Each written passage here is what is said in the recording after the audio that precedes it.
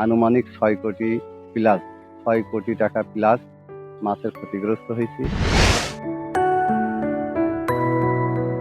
আমি মারুফ হোসেন, নাভারণ মাছ বাজার মাছের ব্যবসা করি। এখানে আলফাজুল হকের এই ঘেরে মাছ আমার ওখানে কেনা বেচা হয় এবং রাত্রে জানতে পারি ইলেকট্রিসিটি না থাকার কারণে অনেক মাছ মারা গেছে এবং আমি সরেজমিনে আলফাজুল ভাইয়ের কাছে এসে জানতে পারলাম যে এখানে মিনিমাম 6 কোটি টাকার আনুমানিক মাছ মারা গেছে।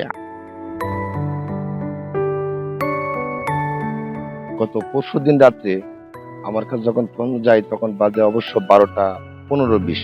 আমাদের যে ক্ষয়ক্ষতিগুলো আপনারা এখানে দেখেন, কিন্তু অল্প মাছ, সামান্য কিছু মাছ আছে এখানে।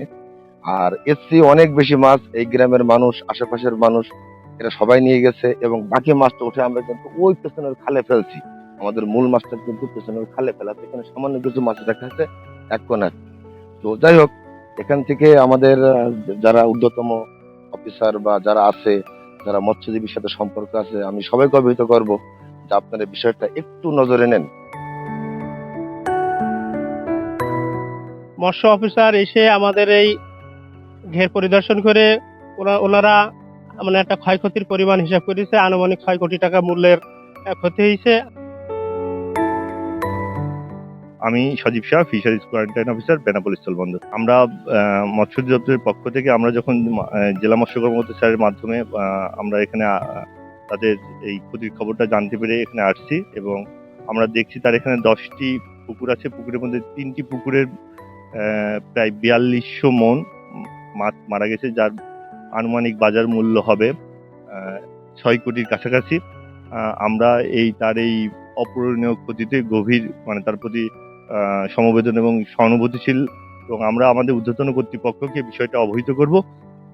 তার এই ক্ষতি যেটা হয়েছে সেটার বিষয়ে তাকে যদি কোনোভাবে কোনো সহযোগিতা করা যায়, এই জন্য আমরা ঊর্ধ্বতন কর্তৃপক্ষকে জানাবো। আমার এখানে 100+ লোকের পরিবারের সংসার চলে আমার এই প্রজেক্টের মাধ্যমে। আমি আমার আর্থিক ক্ষতির জন্য যে ঋণ আছি তাতে আমার ব্যবসা চালানো অত্যন্ত কষ্টসাধ্য, চালাতে পারবো কিনা জানি না।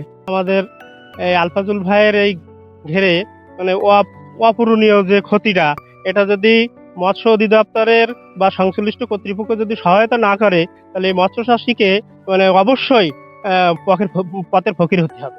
আমি প্রধানমন্ত্রীর কাছে আমার আকুল আবেদন, আর দেশের উন্নয়নে অগ্রযাত্রায় আমি যেন অংশগ্রহণ করতে পারি।